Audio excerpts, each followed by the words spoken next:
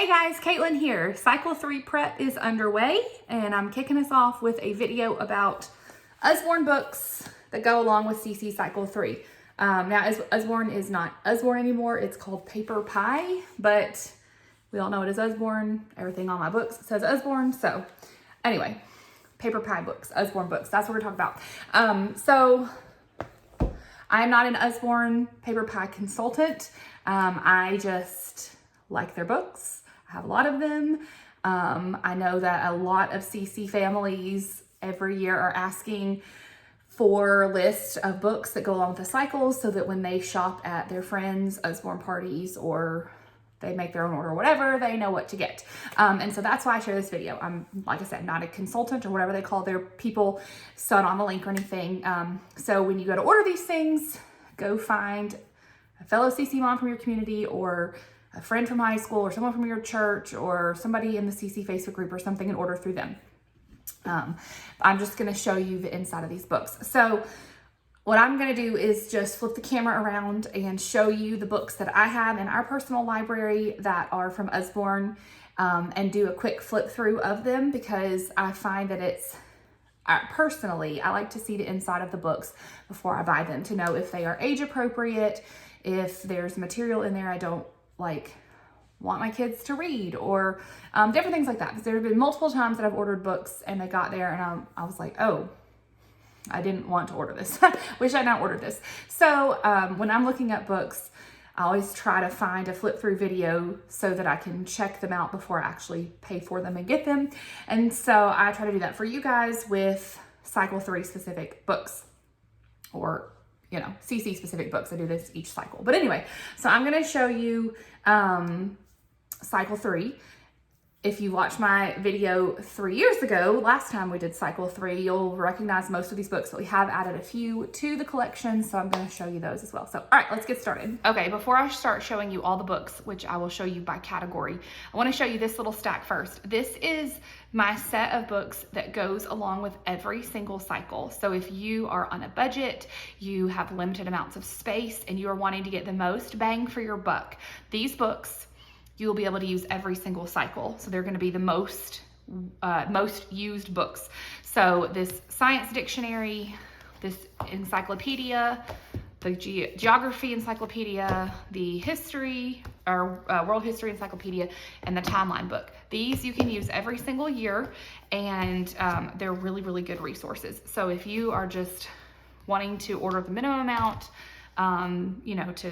for space or money reasons, these are the ones that I would suggest. Now, I'll show you flip throughs of them in a second, and I'll show you other things that go along more with Cycle 3 specifically, but these are the things that you can use through all the cycles, okay? All right, so let's start with this Timelines of World History. I've shown this in every Usborne video that I've done every year for every cycle. I think it's amazing. You can see ours took a little tumble off a tall shelf and had to get doctored up. But anyway, this is a great book, and it just has a timeline of the world, and it will show you what's happening in different parts of the world in that timeline. And you will see right away that we hit different things that are in our timeline song. So Mesopotamia, Indus Valley Civilization, Minoans, Mycenaeans, Assyrian Empire. So Persian Empire, just different things that are in our timeline song, also in our history sentences throughout the 3 cycles. But it's just a really cool reference book. See, there's Middle Ages, which is more Cycle 2, but also in our timeline song. And there's Charlemagne, Cycle 2. There's Vikings, Crusades. So just lots of things that you can match up with stuff that we have in our timeline song. For your younger kids, there's 100 Years War and Black Death. Maybe not for a little one. There are some pictures. I did buy this our first year when my oldest was only 5. He didn't really use it that much. Obviously, he couldn't read yet. But this has just been a good reference book. And I think it's especially interesting for older kids, even for adults. So anyway, I won't flip through the whole thing, but it takes you up to, let's see here.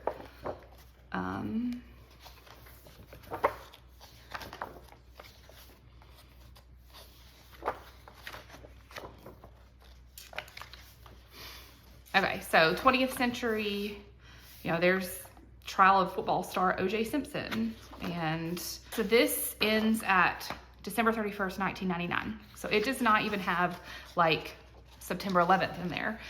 So it's not like super, super current, but it's still, you know, as far as for history concerns, is really, really good. And then it's got like prime ministers and presidents, kings and queens, that kind of stuff. So it's a great reference book. Is it a must-have? No, but it's great. None of these are must-have, let's be realistic, but I really like that for ours.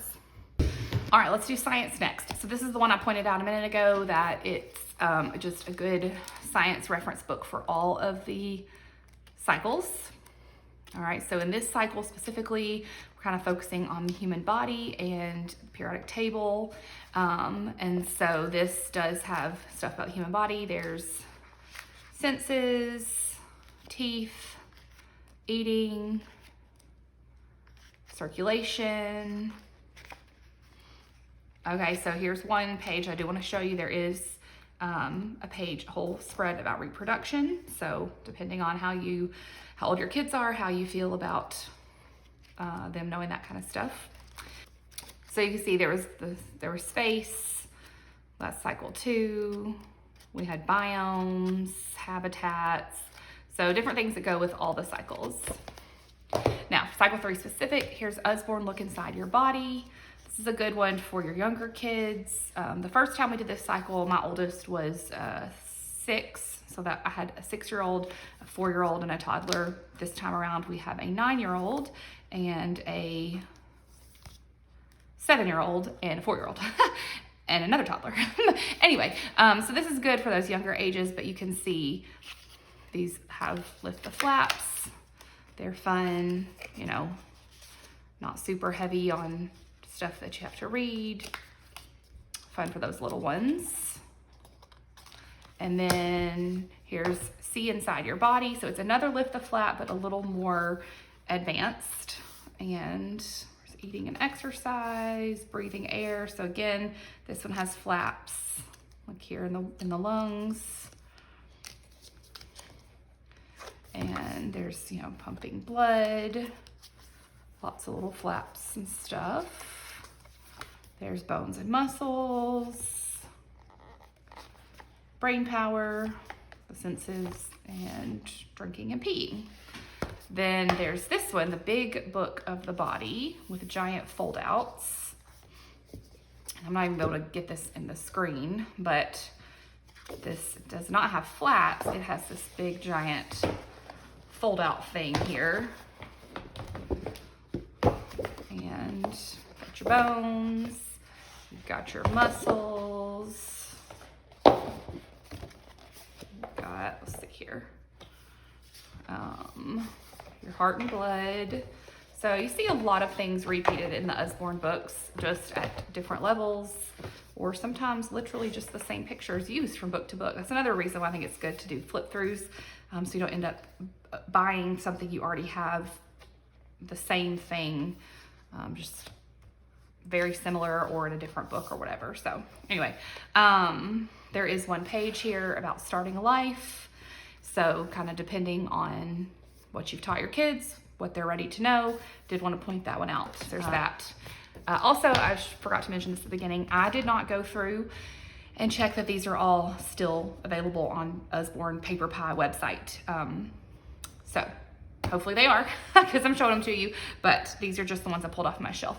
Okay, periodic table, we talked about this in cycle 3. This is a really cool lift the flap book, all about the periodic table. We really enjoyed using this one last cycle. So I would definitely recommend this one as one of my top options if you are picking books from Usborne to order for this year. So, Elements of Life and Solids, Liquids, Gases, Hidden Elements. Anyway, just really fun. I like this one a lot. It makes something that's kind of concept, you know, like the human body, you hear about that all the time and all different things, but periodic table, you don't see that in a bunch of kids' books. So I like the way they did this. And then atoms and molecules. This one also has the periodic table in it. I believe. Yeah, so it also has the periodic table in this page. It's good if you have to pick between these two. I would go with this one, but they're both great. So that's science. Then I'm gonna go ahead and talk about this encyclopedia because it kind of covers multiple subject areas, but this is just Usborne's encyclopedia that covers a bunch of random stuff. So weather, rocks and fossils. So this is, you know, all the cycles can be found in this book. Animals and plants. We've got more about your body, a little bit. Ancient Egypt, Inca, castles, Vikings, Rome. So that's more cycles 1 and 2. There's a little bit American West, that's cycle 3. And World War, that's cycles 2 and 3. Same. This is more about people, cultures, and there's science, solids, liquids, gases, energy. So just different stuff from our different cycles. There's space, you know, that's all cycle 2 right there. More space, the sun, more cycle 2. And then some maps of the world. So just some real general maps if you're, you know, if you don't have an atlas. Flags of the world. Several Usborne books have this. That was fun during the Olympics. So it'll be a good one to have on hand next summer. So anyway, there's the encyclopedia. Now let's do history.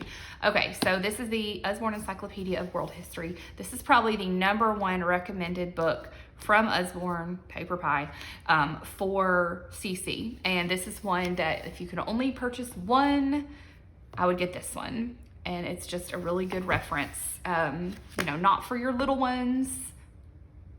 I think I got this last year when my oldest was 8. I'd seen it recommended for years and had not gotten it until then because I just didn't feel like he needed, which he is an advanced reader and could have handled it a little bit earlier and enjoyed it because he loves history. But, you know, if you have it's your first or second year, your kids are little, you know, you don't need this necessarily. But as they get older, I definitely recommend you have this one. Now, just to let you know, this whole first section is very evolutionary. So just wanted to point that out. Some families will clip that and tell their kids not to read it. Some families rip it out completely. Some families leave it.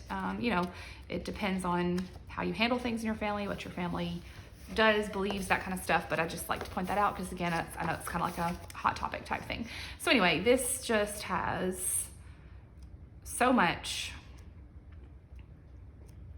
that covers all of the cycles. So this stuff, this is ancient, what did they call it? Ancient world. So this stuff right here, this is not gonna go with cycle 3. This is gonna be more cycle 1. So I'm not gonna flip through all that, but there's cycle 2 stuff. Native North Americans. Now we're kind of getting into cycle 3.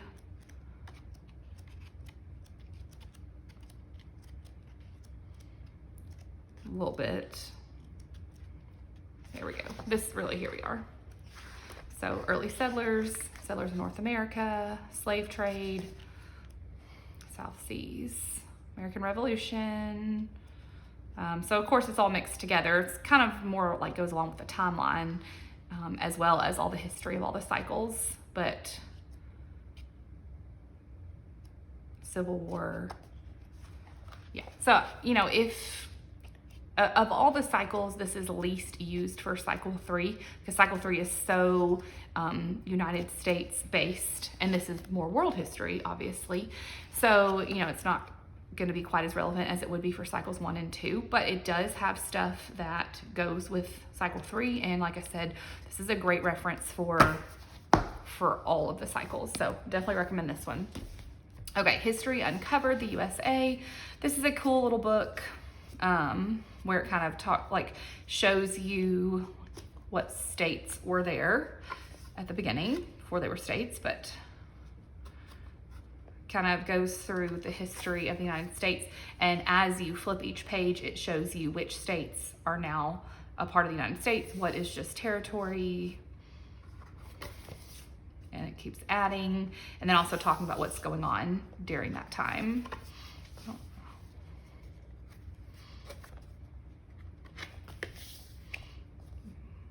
There's kind of about the Civil War, and still have a few more territories. And then finally, we have all of our 48 here, and then adding in Alaska and Hawaii. All right, then we have 100 things to know about history. This one is fun. It's got like some random things in it, like there's Vikings, there's Eleanor of Aquitaine, that will line up with the 3 cycles a little bit, but like not so much that I would say this is a must-have and this is really going to help you along your CC journey. This is more of like, once your child has been in CC, they're going to flip through this and read this, and they're going to recognize things that they've already seen, or heard about. So it's more like, it's a fun book, but it's not a CC reference book, and one that I would say needs to go along with a specific cycle or on your reference shelf or anything like that. But I did want to show you that because it is fun. My son, both my kids, especially my oldest son, love history. No, I said both my kids, I have 4. Both of my older sons love history, but my oldest especially, so we have a lot of history books. This is History of the World in 100 Pictures. This is similar to that Timelines of the World. It just has way less stuff on it. So, but it has Hittites, Assyrian Empire, Minoans, Babylon, Greece, Alexander the Great, crucifixion. So I maybe should have shown this when I did the timeline stuff at the beginning. There's the Crusades, there's the Magna Carta. This is a great one to have for all 3 cycles, and is less text heavy, hits more of the high points of the things that we talk about. There's Copernicus, Shakespeare, Pilgrims. So this is a really good one. I probably should have included this one in the beginning of my like cycle 3 reference book. I mean, not cycle 3, all 3 cycle reference books thing. Okay. Now and then, this one, you know, again, not really like, not one that I say you absolutely have got to have. It's got a little bit that we recognize from CC, but you know, there's the Industrial Revolution, but it's kind of a stretch to call this like a cycle 3 specific book or CC specific book or anything like that. It's again, like once your child has been through classical conversations and they read this book, then they're going to be like, oh yeah, I know about these things. And it's going to make those connections for them, but it's not going to be one that you sit down and pull it out and be like, let's learn about whatever. So I just wanted to show that, but would not rank that high on my Usborne books to get. This one, The World Wars. Like I said, my boys are really into history, and they like information about the wars. So we did get these books about the wars. This is good for cycle 2 or cycle 3. So this is of course like much more specific on what this book talks about compared to these encyclopedias where they might have 1 page about World War I and 1 page about World War II. Here's a whole entire book that includes tons of information. So that is going to depend on your children, and if they are into that kind of stuff, they might like this, and if they're old enough that it's not going to be scary for them. But this is not one that I would recommend for all families, because most kids are probably not going to want to sit down and read this book. That's just my kiddos that do. It is an interesting book though. So